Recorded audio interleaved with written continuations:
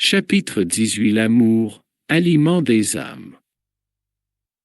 La prière terminée, la maîtresse de la maison nous invita à passer à table et nous servit un consommé réconfortant et des fruits parfumés dans lesquels semblaient concentrés des fluides délicieux. Éminemment surpris, j'entendis Laura constater.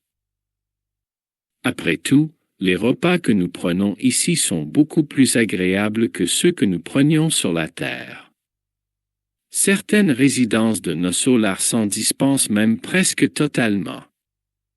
Mais dans les zones du ministère de l'Assistance, nous ne pouvons pas nous passer des concentrés fluidiques compte tenu des lourds services que nous imposent les circonstances. Nous dépensons de grandes quantités d'énergie. Aussi est-il nécessaire de refaire nos forces. Cela ne veut pas dire que seuls les employés des ministères de l'Assistance et de la Régénération, comme nous, vivons aux dépens des aliments, pondéra l'une des jeunes filles. Aucun ministère, pas même celui de l'Union divine, ne peut s'en passer, bien que leurs repas respectifs diffèrent de façon substantielle. Au ministère de la Communication et de l'Orientation, on consomme énormément de fruits. À celui de l'élévation, ce sont les jus et les concentrés et à celui de l'union divine, les phénomènes liés à l'alimentation sont inimaginables.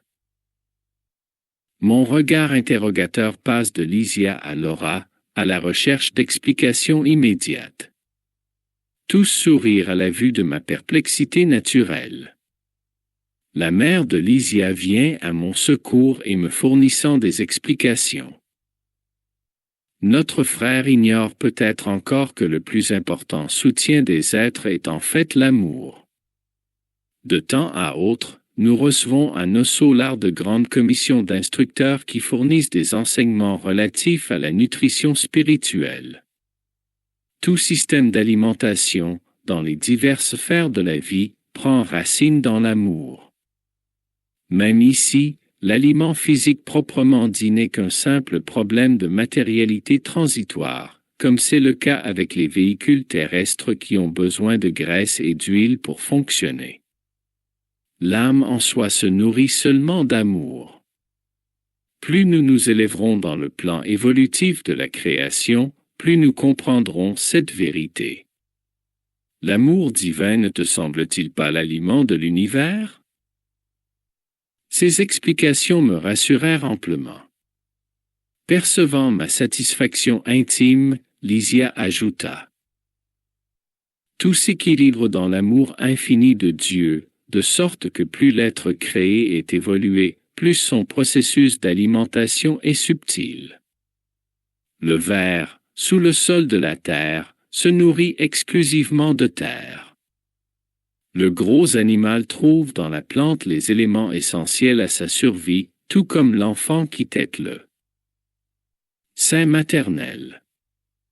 L'être humain cueille le fruit de la plante, le transforme selon ses exigences en matière de goût et le sert à la table de son foyer.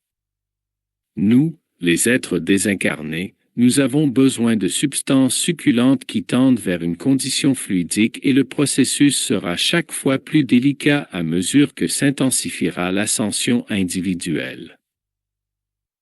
N'oublions pas, cependant, la question des véhicules, renchérit Laura, parce qu'au fond, le ver, l'animal, l'humain et nous dépendons absolument de l'amour. Nous nous déplaçons tous en lui, et sans lui, nous n'existerions pas. C'est extraordinaire, m'exclamai-je, ému. Tu ne te rappelles pas de l'enseignement évangélique du « Aimez-vous les uns les autres » poursuivit la mère de Lysia. Jésus n'a pas prêché ces principes en pensant seulement aux situations de charité dans lesquelles nous apprendrons tous, de jour en jour, que la pratique du bien constitue simplement un devoir. Il nous a également conseillé de nous alimenter les uns des autres dans le domaine de la fraternité et de la sympathie. L'humain incarné saura, plus tard, que la conversation amicale, le geste affectueux, la bonté réciproque, la confiance mutuelle, la lumière de la compréhension et l'intérêt fraternel patrimoine qui découle naturellement de l'amour profond constituent d'importants aliments pour la vie en soi. Incarnés sur la terre, nous éprouvons de grandes limites. De retour ici, cependant, nous prenons conscience que toute la stabilité de la joie est liée à une question d'alimentation purement spirituelle. Des foyers, des villages, des villes et des nations entières se forment pour satisfaire de telles obligations. Je me rappelais instinctivement les théories relatives au sexe largement diffusées dans le monde. Devinant peut-être mes pensées, Laura aborda la question. Personne ne dit que le phénomène est simplement sexuel. Le sexe est une manifestation sacrée de cet amour universel et divin, mais il n'est qu'une expression isolée du potentiel infini de cet amour. Chez les couples plus spiritualisés, l'attention et la confiance, le dévouement et l'entente mutuelle demeurent bien au-dessus de l'union physique, laquelle est réduite, chez eux, à une réalisation transitoire. L'échange magnétique est le facteur qui établit le rythme nécessaire à la manifestation de l'harmonie. Pour que s'alimente le bonheur, la simple présence suffit, et parfois même, la simple compréhension. Profitant de la pause, Judith ajouta. À nos solars, nous apprenons que la vie terrestre s'équilibre dans l'amour, ce dont la majeure partie des humains n'ont pas conscience. Les âmes jumelles, les âmes sœurs S et les âmes ayant des affinités constituent des paires et des groupes nombreux. En s'unissant les unes aux autres et en s'entraidant, elles atteignent un équilibre sur le plan de la rédemption. Par contre, quand elles manquent de compagnons, la personne moins forte succombe habituellement au milieu du périple. Comme tu le vois, mon ami, reprit Lysia, on peut encore se rappeler ici l'évangile du Christ. L'être humain ne vit pas que de pain. Avant que nous puissions relancer la discussion, la cloche d'entrée tinta fortement. L'infirmier se leva pour aller répondre. Deux jeunes aux traits fins entrèrent dans la pièce. « Voici nos frères Paul-Yves et Steve, dit Lysia à mon intention. Ce sont des compagnons de service au ministère de l'Orientation. » Passées les salutations, Laura prit la parole en souriant. « Vous avez tout beaucoup travaillé aujourd'hui. Vous avez utilisé la journée à bon escient.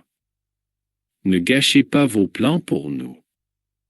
N'oubliez pas l'excursion au chant de la musique. » Constatant la préoccupation de Lysia, sa mère le rassura. « Va, mon fils, ne fais pas tant attendre Lucienne. Notre frère restera en ma compagnie jusqu'à ce qu'il puisse t'accompagner dans ses activités. Ne t'en fais pas pour moi, insistai-je. » Laura esquissa un aimable sourire et rétorqua. « Je ne pourrai pas prendre part aux réjouissances du chant encore aujourd'hui. Nous hébergeons dans cette maison ma petite-fille qui est en convalescence des suites de son retour de la terre il y a quelques jours. » Tous sortirent dans l'allégresse. En refermant la porte, la maîtresse de la maison se tourna vers moi en souriant pour m'expliquer. Ils vont à la recherche de l'aliment dont nous avons parlé. Ici, les liens affectifs sont plus beaux et plus forts.